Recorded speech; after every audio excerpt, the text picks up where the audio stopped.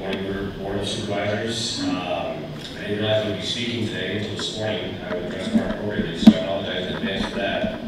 However, I am here about Ordinance 84, which we all know a lot about. And I just want to tell you a little bit about my experience with the recent protest at Golden Air Productions that took place this past Sunday, Mother's Day.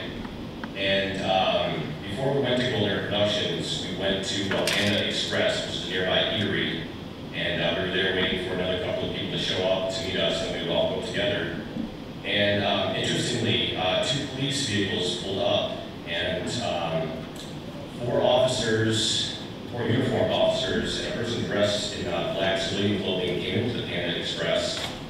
And I recognized one of them immediately as the arresting officer that effected the arrest on Mark Bunker and another individual a couple months before at Golden Air Productions. And at first I thought possibly just a unique coincidence that we were there and they were there. And it wasn't until afterwards that I realized that it seemed like it may have been something more than that because, well, first of all, let me just back up. One of the people that was arrested that day, a couple months ago, was with us. He was one of the protesters on Sunday. And he went out to speak with the arresting officer just to let him know that the charges were ultimately dropped. And it was much ado about nothing ultimately. But they had a conversation, which is, was recorded and is now, should be by now uploaded fully to YouTube. And that ended sort of unpleasantly, which is a separate matter. But ultimately what happened is they left without ordering food, which is to me very curious because if they did indeed come to order food and they left without ordering it, something went wrong. The disagreement was so harsh between the protester that was arrested and the arresting officer that they decided it was just too dramatic to say to eat, or their sole purpose for coming to the Panda Express was to either intimidate or to see who indeed was coming. One thing I failed to mention was that we did alert the local law enforcement officials that we would be protesting this day because we want to just make sure everything stays safe and that we're doing everything according to the law and the new ordinance. And so when they showed up and they left without ordering food, and this person dressed in black civilian clothes left and took a picture of a protester that was outside of the Panda Express, I found it very curious, the way these events unfolded, and it leads me to wonder if this is even a proper conduct for the law enforcement agency to be doing such a thing. And I think it's also possible to find out if they were there for lunch. I think they may need to check in with their superiors to say, look, we're going to lunch. And that's something that we're looking to find out now, because if indeed they were there for the sole purpose to find out who we were, who and what we were planning to do, or to intimidate, that is completely unacceptable. And that's what we experienced. Thanks for reminding me. I think I'm sorry, Jones. Thank you. Thank you for.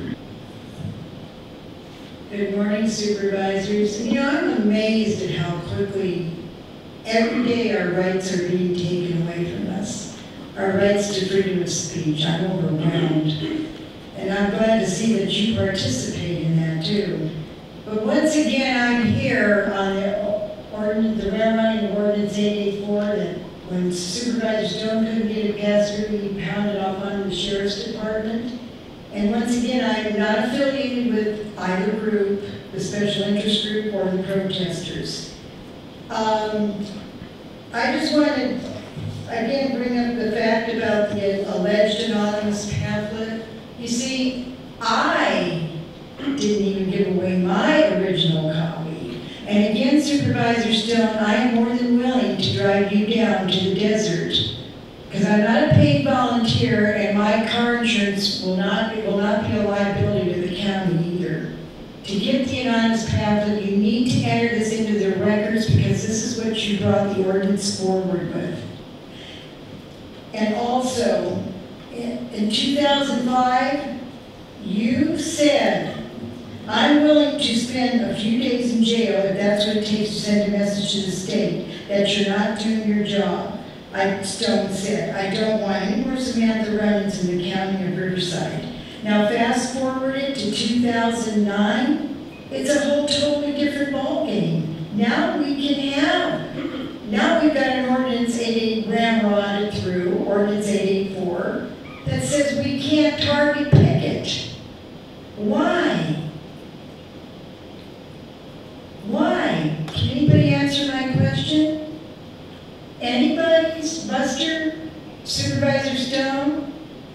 Well, I don't blame you because, you know, I did call you Pinocchio the last time. I guess you don't want to be called Pinocchio again. And the other thing is,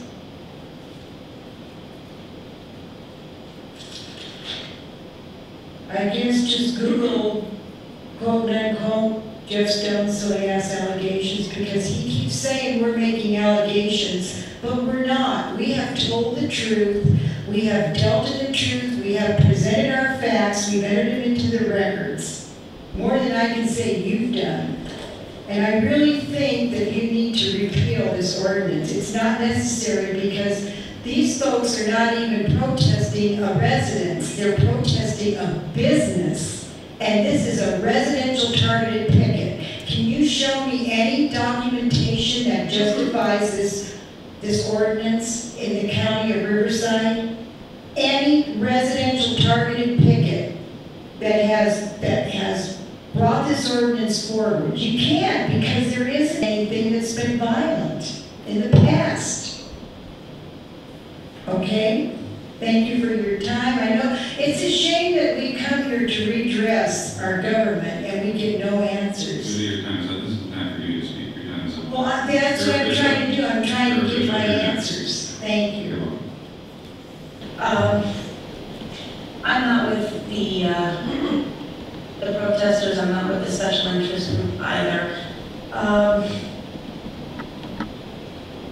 Last time that we were here, Mr. Stone, you said that if we had any questions that we could meet with county council, Julie and I, and we would like to do that as long as you're open to having some kind of press there with us, because Ordinance 884 really affects 2.1 million people in the county of Riverside, and this is not just about Lyra Bishop and Julie Wall. So we'd be more than happy to meet with you as long as it could be, if the contents of the meeting can be available to the public by a non-biased party, an impartial party, or we can just have our answers right now on public record. That would be preferable.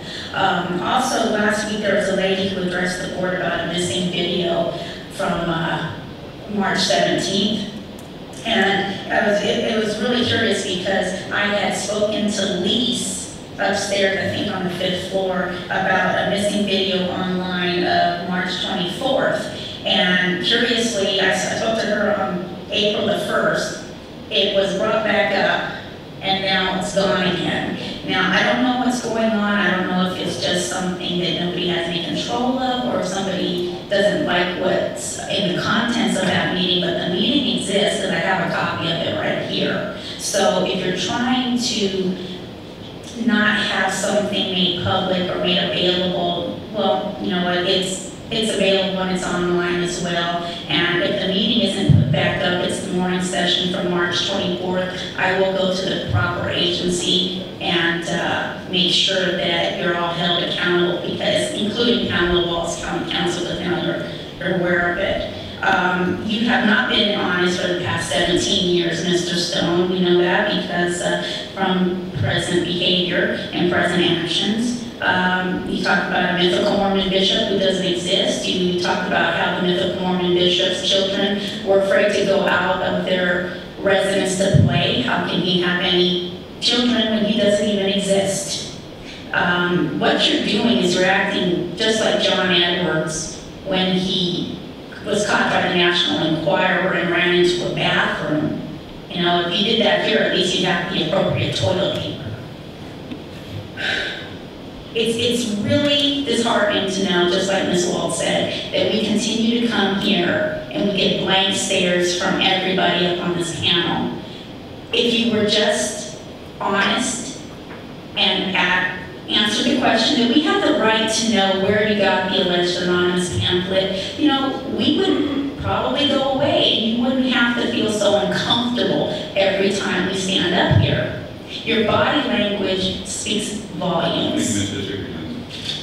I'll be back next week. Look forward to it. Yeah.